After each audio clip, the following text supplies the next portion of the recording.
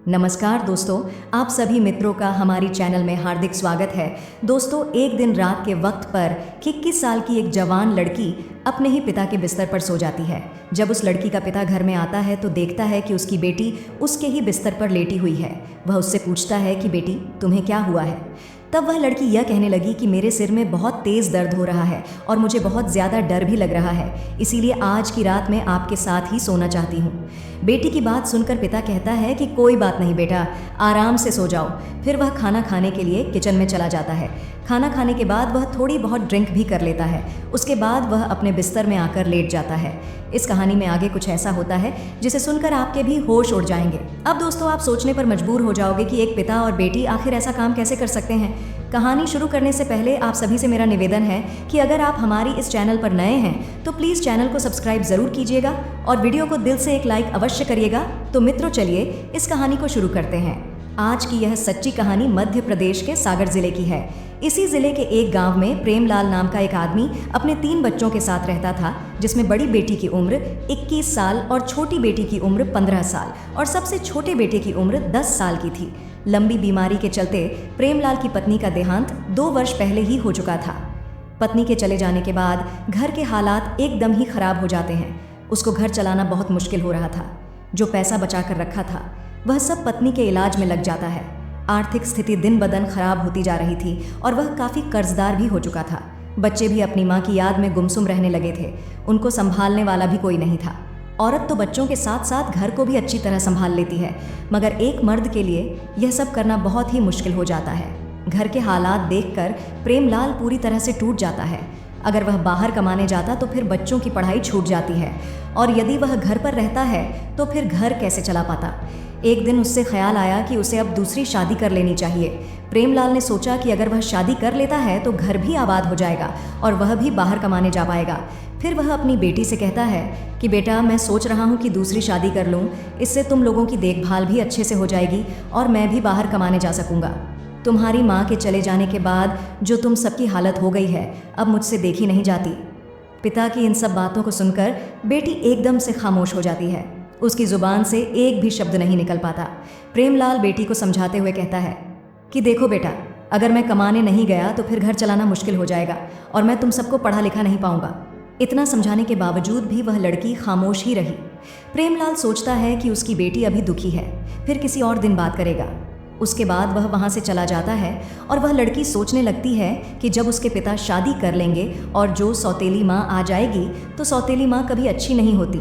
उसने यह सुना भी था और अपनी आंखों से देखा भी था। वह यही सोच रही थी कि अभी उसके पिता बच्चों से बहुत प्यार करते हैं। अगर शादी के बाद वह भी बदल जाएंगे तो सौतेली माँ हमारे ऊपर बहुत अत्याचार करेगी और पापा भी उसी का साथ दिया करेंगे। उस दिन वह लड़की रात भर सो न सकी और पूरी रात यही सब सोचती रही। जब वह लड़की अगले दिन कॉलेज जाती है तो उसे रास्ते में एक सहेली मिल जाती है जो उसके साथ उसके कॉलेज में ही पढ़ा करती थी। फिर वह लड़की अपनी सहेली को सारी बात बता देती है जो उसके पिता ने अपनी शादी के बारे में उससे कही थी। उसकी सहेली कहती है कि यह तो बहुत गलत होने वाला है। तुम लोगों के साथ अगर तुम्हारे पापा ने शादी कर ली तो तुम्हारे ऊपर बहुत बड़ी मुसीबत आ जाएगी। सौतेली माँ के बारे में तो तुमने सुना ही होगा कि वह किस तरह की होती है। तुम्हारे पापा यह शादी तुम लोगों के लिए नहीं कर रहे हैं, वह तो अपने शारीरिक सुख के लिए कर रहे। उन्हें तो बस अपने लिए एक जीवन साथी चाहिए जो उनकी जिस्मानी इच्छा को पूरी कर सके। तुम्हारे पापा को जिस्मानी इच्छा बहुत परेशान कर रही है, इसी वजह से वह शादी करना चाहते हैं। तुम कभी यह मत सोचना कि वह यह शादी तुम्हारे लिए कर रहे हैं। उन्हें तो बस अपनी इच्छाओं को पूरी करने के लिए एक जिस्म चाहिए। वह लड़की अपनी सहेली की बातें सुनकर बहुत ही परेशान हो जाती है और उसे यह लगता है कि उसके पापा शादी करते ही रहेंगे। फिर उसकी सहेली कहती है कि मेरे पास एक आइडिया है, अगर तुम कर सको तो। वह लड़की कहने लगी कि ठीक है, मैं अपने भाई बहन के लिए कुछ भी कर सकती हूँ। उसकी सहेली कहने लगी कि तुम्हारे पापा को सिर्फ जिस्म चाहिए। अगर तुम अपने पापा के साथ संबंध बना सको तो फिर उन्हें शादी की ज़रूरत नहीं रहेगी और वह कभी भी शादी नहीं करेंगे। फिर वह लड़की इस बात को गहराई से सोचने लगती है और इस नतीजे पर पहुंचती है कि फिर चाहे उसे कुछ भी करना पड़े, मगर वह अपने भाई बहन को कभी बर्बाद नहीं होते देगी। अब उस लड़की ने ठान लिया था कि किसी भी कीमत पर उसने अपने पापा की शादी नहीं होने देगी।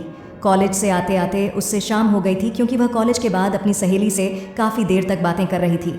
फिर वह घर आकर खाना बनाने लग जाती है और अपने भाई बहन को खाना खिलाकर उन्हें अपने अपने कमरे में सोने के लिए भेज देती है।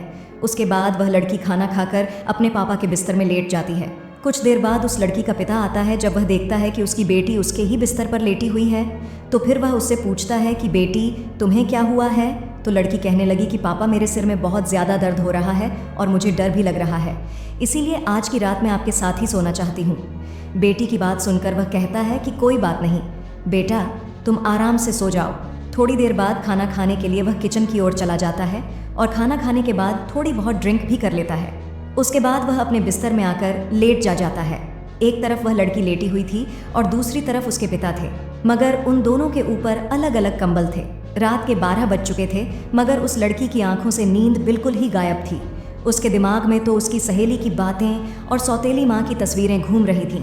जब लड़की ख्यालों की दुनिया से बाहर आई तो उसने देखा कि उसके पापा तो गहरी नींद में सो गए हैं। फिर वह लड़की डरने का नाटक करते हुए अपने पापा के कंबल में जाकर उनके करीब हो जाती है। थोड़ी देर बाद वह लड़की धीरे धीरे अपने पापा के और भी ज़्यादा करीब होने लगती है। नशे के कारण उनका बाप भी मदहोश होने लगता है। जब तक उसे होश आया तब तक उसके अंदर का शैतान जाग चुका था, इसीलिए वह खुद को रोक ना सका। उसके बाद वह दोनों अपने इस रिश्ते को भूलकर कई बार संबंध बना लेते हैं। अगली सुबह जब वह सोकर उठते हैं तो दोनों ही बहुत खुश थे। उन्हें किसी भी तरह की कोई शर्म या पछतावा नहीं था। उसके बाद तो यह सिलसिला आए दिन ही चलने लगा। अब तो वह लड़की भी इसकी आदी हो चुकी थी। जब भी उनका मन करता तो वह अपनी इच्छाओं को पूरी करते थे। इसी तरह दिन महीनों में बदलते चले गए और महीने कब बीत गए पता ही नहीं चला। एक दिन उस लड़की की तबीयत खराब हो जाती है और उसे उल्टी और चक्कर आने लगते हैं। फिर वह लड़की चेक करवाने के लिए पास के एक क्लिनिक पर जाती है। तब उसकी रिपोर्ट आई तो उसके पैरों के तले ज़मीन खिसक गई। डॉक्टर ने उसे बताया कि वह 2 महीने से प्रेग्नेंट है। उस लड़की के गांव की ही एक औरत उससे क्लिनिक में साफ सफाई का काम करा करती थी। जब उस औरत को इस बात का पता चला तो फिर वह औरत पूरे गांव में ढंडोरा पीट देती है। प्रेमलाल की कुंवारी लड़की मां बनने वाली है। धीरे धीरे यह खबर आग की तरह पूरे गांव में फैल जाती है। प्रेमलाल का अपनी ही बेटी के साथ नाजायज़ रिश्ता है। एक दिन उसकी सहेली उसके घर जाकर कहती है कि पूरे गांव में पता चल चुका है कि तुम प्रेग्नेंट हो। अपनी सहेली की यह बात सुनकर लड़की बहुत परेशान हो जाती है और उसे कुछ भी समझ नहीं आ रहा था कि अब वह क्या करे। वह सोच रही थी कि अब तो उसके पिता की बहुत बदनामी हो जाएगी और वह भी किसी को मुंह दिखाने लायक नहीं रहेगी। एक दिन शाम के वक्त वह लड़की मार्केट से कुछ सामान लेने चली जाती है तो रास्ते में उसे मोहल्ले के कुछ लड़के छेड़ने लग जाते हैं। अश्लील बातें करके उसको परेशान करने लगते हैं और उसका बहुत ही मजाक उड़ाते हैं। वह लड़की बहुत शर्मिंदा हो जाती है और सामान खरीद कर घर वापस आ जाती है। घर आने के बाद वह लड़की रात का खाना बनाने लगती है। भाई बहन और अपने पिता को खाना खिलाकर अपने रूम में चली जाती है। उसके दिमाग में सिर्फ एक ही बात चल रही थी कि उसकी और उसके पिता की बहुत बदनामी हो रही थी। अब वह सर उठाकर कभी भी नहीं जी पाएगी। यही सब सोचते हुए रात के करीब 1 बज चुका था। वह कदम उठाती है और रस्सी लेकर जंगल की ओर चली जाती है। जंगल में पहुंचकर वह अपने आप को फंदे से लटका लेती है और उसी गांव का एक आदमी जंगल की ओर जाता है तो वहां का मंजर देखकर उसके होश उठ जाते हैं। जब वह पास जाकर देखता है तो कदम सन्न रह जाता है, क्योंकि वह लड़की उसी के गांव के में रहने वाले प्रेमलाल की बेटी थी। फिर वह आदमी इस खबर को पूरे गांव में फैला देता है। यह खबर उस लड़की के पिता को भी बताई जाती है। उस लड़की के पिता और गांव के सभी लोग जंगल की ओर चले जाते हैं और उन्हीं में से कोई पुलिस को भी फ़ोन कर देता है। थोड़ी देर में पुलिस भी मौके पर पहुंच जाती है और उस लड़की को उतार कर उसका पोस्टमार्टम के लिए भेज देती है। जाता है जब उस पुलिस चा पूछताछ करना शुरू कर देती है तो पूछताछ के दौरान लोगों ने बताया कि यह लड़की पेट से थी, इसीलिए ही इसके आत्महत्या की है। एक आदमी ने तो यह भी बताया कि इस लड़की का अपने ही पिता के साथ नाजायज़ रिश्ता था और जो इस लड़की के पेट में बच्चा है वह भी इसी के बाप का है।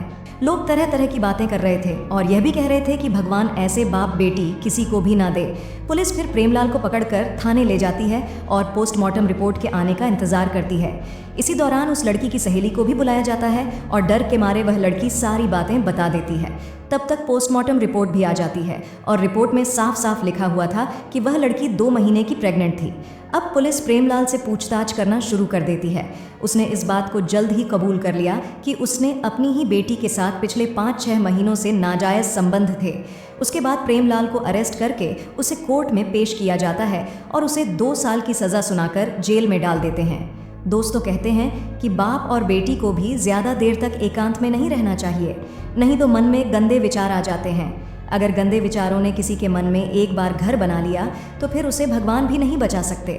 फिर वह इंसान कुछ ऐसा कर बैठता है जिसके कारण पवित्र रिश्ते भी अपवित्र शर्मसार हो जाते हैं। दोस्तों, इस कहानी को सुनाने का मकसद आपकी भावनाओं को ठेस पहुंचाना नहीं है, बल्कि आप लोगों को जागरूक और सचेत करना है। तो दोस्तों, यह थी हमारी आज की कहानी।